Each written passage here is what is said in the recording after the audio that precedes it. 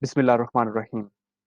A structured path is critically important for any young Muslim who is willing to contribute towards Ummah.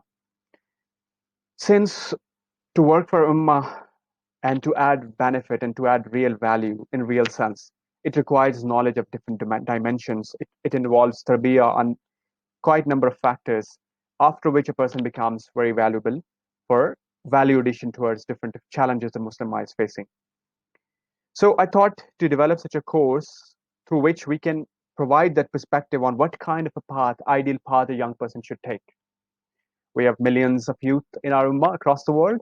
So how can we devise and design certain journeys through which any young person sitting across anywhere becomes aware of what kind of a path he or she needs to take in order to become an effective member and leader of ummah, right?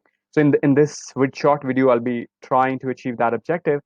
And going forward, I'll also plan a detailed session on this so that anyone who is willing to get more details on that, so I'll be happy to accommodate that. So just to give you a perspective that at the moment Muslim is facing various challenges. Some of them are listed on this slide, and you can see its economy. For example, Pakistan at the moment, look how it is struggling with its GDP growth, with all of economic challenges. The problem is just not economy. The problem is due to not a very good at economy, we are not able to convey our basic message to the world, right? For example, we need to be respected for our faith, our religion. Even that is not happening. So we're so weak because we're taking loans from those institutions. So we're impacted, right?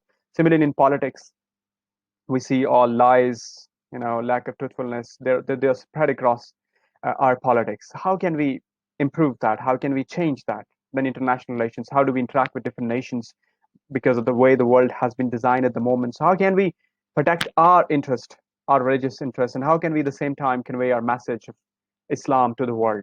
So how can we, be better in this field? Then it's education. How can we develop our schools, our academies, our institutions in such a manner that we achieve our objectives as ummah, that our people are well versed in religious knowledge, they're well versed in different kind of skill set. So how can we design these education institutions? Then it's about tarbiyah.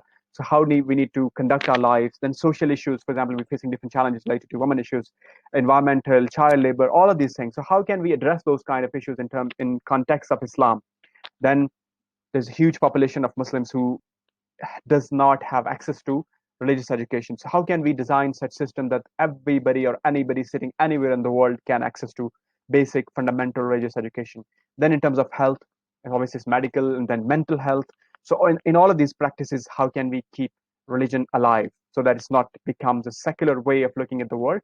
Because even though you might be thinking how does health involves religion, but if you look at the Western psychology, Western way of treatment, you would see the certain elements which can be addressed through Islamic knowledge, Islamic philosophy, and that has to be integrated into the health system. So how can we achieve that objective? So these are the various challenges which are facing, and how can we enable our young people so that they're able to contribute in these dimensions and many other in which we are facing certain challenges. Now, you would say it's easier because many people are working in these fields, but there's a challenge. And what is that challenge? The challenge is if the person is not developed on holistic skill set from different angles which a Muslim needs to be, the person will be creating more harm in the society. For example, if the person does not know that interest is haram in Islam, it's bad for the economy of Muslims, it's bad for the ummah, how can he address our challenges? For example, he would be, propagating for the Western way of economic system, Western financial system. But if a Muslim, he understands this importance, he would be creative enough, willing enough to design systems, to design administrative structures, financial system in such a manner that we are able to achieve our objectives as Muslims, right?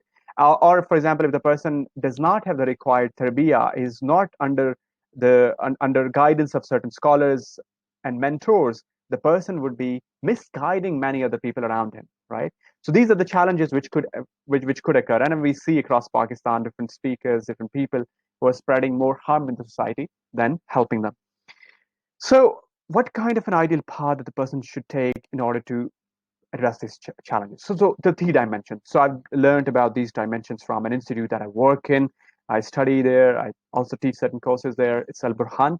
So one is the basic thing, which is religious knowledge. One should be very, very strong on the basic fundamentals of religion, because if the person is not strong, his contribution in any field will be of less importance for the Muslims. So it'd be harmful. I mean, let alone to calculating the benefit of that. So if a person wants to work for Ummah, wants to add value, the person should be very well versed in the basic foundation knowledge, right? So the religious knowledge of fiqh, hadith, seerah, this is something that he needs to or she needs to be good at. That is the one criteria. That's the one path, one aspect of the path that a Muslim should follow. The second is tazkiyah and mentorship.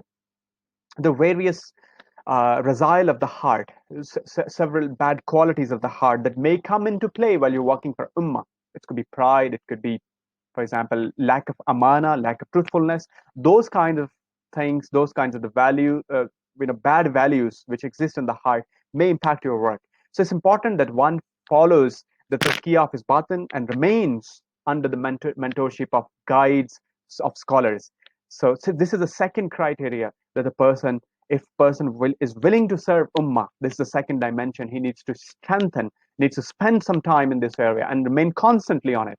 And the third is the person needs to choose the field of action. So in the field of action, the person needs to learn about the skill set, learn about the competence side, where the person is well aware of what kind of system exists in the world, and then what are the challenges with that system with respect to Islam, and what guidance, what principles Islam lays out for that field.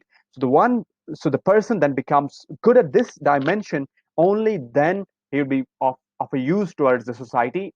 He would be able to address the challenges, right? So these are the three things that the person needs to strengthen himself or herself. Then the person would be called a real leader who is able to make a change in the society. So inshallah, going forward, we'll have a detailed lecture on this. And if you're interested to attend the complete session, please register your interest via inbox or by commenting below. Inshallah, I'll be planning this soon, inshallah, so that we have a detailed discussion on that. And I listen to your views as well, and we're able to, formulate a good journey for our young people. So they're sitting anywhere, at least become aware of what kind of path and process that they need to follow. And obviously, then there are institutions and sources available about which we can guide them so that they're able to enroll in those sources and then become an effective leader. Looking forward. Jazakallah khair.